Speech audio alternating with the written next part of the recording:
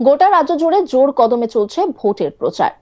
এক্ষেত্রে একটা বিষয় মনে রাখতে হবে, বিজেপি হোক বা তৃণমূল, উভয় দলেই কোনো কোনো প্রার্থীকে কেন্দ্র করে দলেরই অন্দরে একাংশের মধ্যে অসন্তোষ দেখা দিয়েছে। প্রকাশ্যেই চলছে বিক্ষোভ প্রতিবাদ। আর যে সমস্ত প্রার্থীকে কেন্দ্র করে এই ধরনের অসন্তোষের চিত্র উঠে এসেছে তার মধ্যে রয়েছেন চন্দননগরে বিজেপি প্রার্থী দীপাঞ্জন গুহ। তাকে প্রার্থী করায় ইতিমধ্যেই প্রতিবাদে সরব হতে দেখা গিয়েছে বিজেপির একাংশের নেতা কর্মীকে। আর এবার চন্দননগরের বিজেপি প্রার্থীকে ঘিরে বিক্ষোভকে কেন্দ্র করে দলের দুই গোষ্ঠীর মধ্যে কার্যত হাতাহাতির ঘটনা ঘটে গেল। ঘটনাকে কেন্দ্র করে তীব্র উত্তেজনা ছড়ায় চন্দননগরের চাউলপট্টি এলাকায়। দল প্রার্থী হিসেবে তার নাম ঘোষণা করার পর ইতিমধ্যেই ময়দানে নেমে পড়েছেন তিনি। চন্দননগর চাউলপট্টিতে আদি জগদ্ধাত্রী মায়ের মন্দিরে পুজো দিতে যান। সেখানে বিজেপিরই একটি গোষ্ঠী তাকে ঘিরে বিক্ষোভ দেখায় বলে জানা যাচ্ছে, যার জেরে দীপাঞ্জনের সঙ্গে থাকা বিজেপি কর্মী সমর্থকদের সঙ্গে বিক্ষোভকারীদের বচসা শুরু হয়, যা ক্রমশ হাতাহাতির রূপ নেয়। ঘটনায় শোরগোল পড়ে যায় এলাকায়। যদিও যারা বিক্ষোভ দেখিয়েছেন তাদের বিজেপি কর্মী বলে মানতে নারাজ দীপাঞ্জন গুহ। কি বলছেন তিনি, শোনাবো আপনাদের। আমি একটা কথাই বলবো, যীশু খ্রিস্টের বাণী, কিন্তু আমি তো হিন্দু। আদিমায়ের উপরে আমার চরম বিশ্বাস আছে, চরম ভক্তি আছে। আমি যে কোনো শুভ কাজ করার আগে যে কোনো সময় একবার আদিমার কাছে আসি। মা আমাকে ফেরায় না। আমি মাকে শুধু বলবো ওরা ভুল করছে, মা ওদের ক্ষমা করবে। কিন্তু এরা তো নিজের দলেরই লোক, এরকম কেন আক্রোশ হচ্ছে? এর গ্যারেন্টি আপনি দিতে পারবেন যে দলের লোক? তৃণমূলে বিটি, তৃণমূলে দালাল। আপনার কাছে কোনো প্রমাণ আছে যে এরা বিজেপি করে বলে? বিজেপি যারা করে তারা প্রকাশ্যে কখনো বিজেপিকে নিয়ে কখনো কোনো মন্তব্য করে না। যারা ভারত মায়ের সন্তান তারা কখনো ভারত মায়ের সন্তানদের বিরুদ্ধে বলে না। কিছু থাকে এদিক ওদিক, তাদের সমস্যা। মা ক্ষমা করুন। কি চাইছেন আপনি? একটাই চাইছি, হিন্দুত্বের জয় হোক, মির্জাফররা শেষ হোক, পশ্চিমবাংলায় ধর্মের স্থাপনা হোক, চন্দননগরের ঐতিহ্য ফিরে আসুক, আর দোগলা রাজনীতি বন্ধ হোক। ঘটনায় বিজেপির সমালোচনায় সরব হয়েছেন অনেকেই। গোপাল শুক্লা, ঘটনার এক প্রত্যক্ষদর্শী, বলেন, দেখলাম বিজেপির ঝান্ডা হাতে দুদল জয় শ্রীরাম বলে নিজেদের মধ্যে মারামারি শুরু করে দিল। পশ্চিমবঙ্গ তথা গোটা দেশে যে নৈরাজ্য শাসন তারই প্রতিচ্ছবি দেখা গেল। নিজেরাই নিজেদের মারছে, একজন আর একজনকে মারছে, এরা নাকি রাজ্যটাকে বাঁচাবে। কি বলছেন প্রত্যক্ষদর্শী গোপাল শুক্লা, শোনাবো আপনাদের। আমাদের এখানে আমরা দেখলাম হঠাৎ করে জয় শ্রীরাম বলে দুদল মানুষ, তাদের হাতে বিজেপির ঝান্ডা, এবং পুরুষ মহিলা নির্বিশেষে তারা একে অপরকে নির্বিচারে মারামারি করছে। পশ্চিমবাংলা এবং গোটা ভারতবর্ষে যে নৈরাজ্যের শাসন, সেই নৈরাজ্যের শাসনের প্রতিচ্ছবি আমরা এখানে দেখলাম।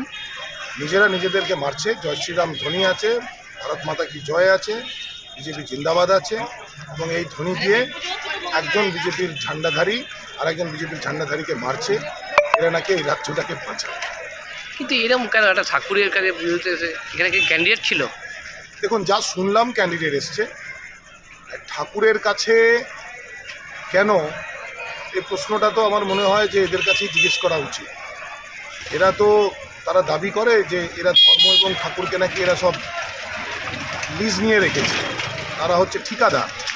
সেইখানে ন্যূনতম যে ডেকোরাম মানা উচিত। এই জায়গাটা হচ্ছে চন্দননগরের সবচেয়ে প্রতিষ্ঠিত চাউলপট্টি আদিমাতার মন্দির।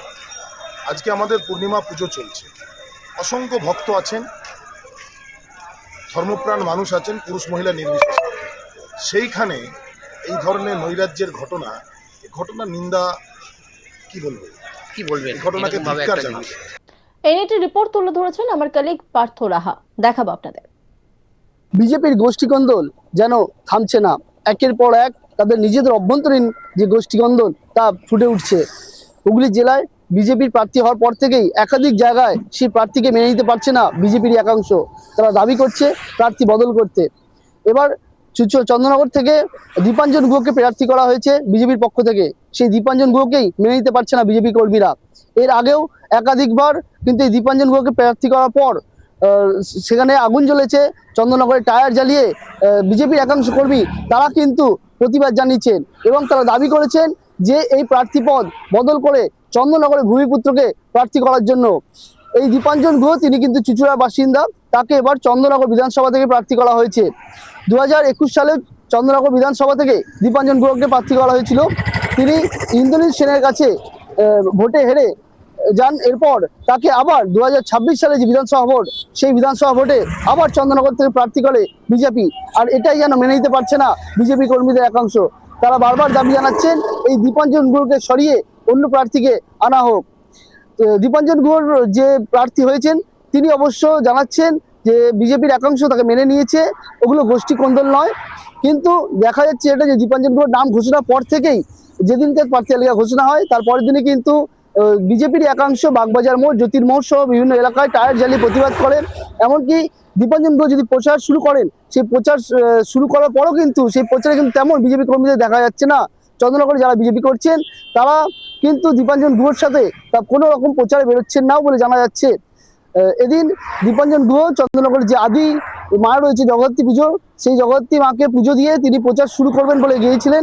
সেখানেই কিন্তু বিজেপির দুই গোষ্ঠীর মধ্যে হাতাহাতি শুরু হয়ে যায়। সেখানে উপস্থিত ছিলেন এলাকার একাধিক মানুষ এবং বাম নেতা গোপাল শুক্লাও। তিনি যেটা জানাচ্ছেন যে তিনি যেটা দেখেছেন যে বিজেপির প্রার্থী আসবেন বলে বিজেপির কর্মীরা, কিছু কর্মী সেখানে ভিড় করেছিলেন, তাদের প্রার্থী মায়ের মন্দিরে পুজো দিয়ে প্রচার শুরু করবেন। আবার অন্যদিকে বিজেপির এক গোষ্ঠী কিন্তু সেই দীপাঞ্জন গুহ যাতে প্রচার করতে না পারে সেই জন্য সেখানে গিয়ে কিন্তু ঝামেলা সৃষ্টি করে। এমনকি দুই দলের মধ্যে বচসা থেকে হাতাহাতি পর্যন্ত শুরু হয়ে যায়।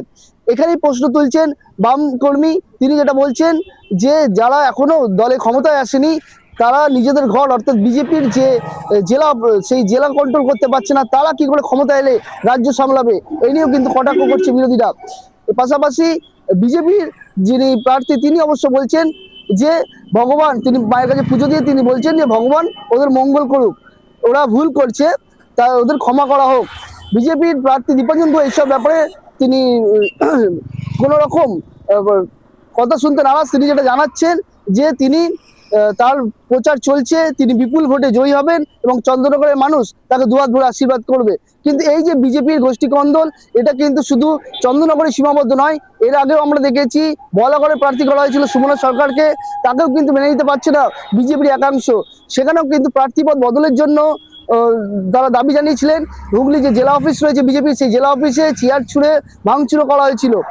একাধিক ক্ষেত্রে এই বিজেপির যে গোষ্ঠী কন্দল, সেই গোষ্ঠী কন্দল কিন্তু সামনে আসছে এবং তা নিয়ে কিন্তু তৃণমূল থেকে সিপিএম থেকে শুরু করে প্রত্যেকটি রাজনৈতিক দল বিজেপিকে তীর দিয়ে বিদ্ধ করছেন।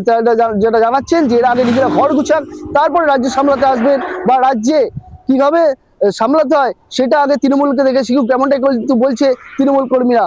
তবে এই দীপাঞ্জন গুহ তিনি প্রার্থী হচ্ছেন, তিনি প্রচার করছেন, তিনি কতটা প্রচারে সাফল্য লাভ করবেন বা আগামী দিনে মানুষ কতটা এই দীপাঞ্জন গুহকে মেনে নেবেন সেদিকে কিন্তু এখন তাকিয়ে রয়েছে জেলা বিজেপি। তারা চায় এই গোষ্ঠী কন্দল মিটিয়ে যে দীপাঞ্জন গুহর প্রচার, সে প্রচার করুক এবং ভোট শান্তিভাবেই হোক।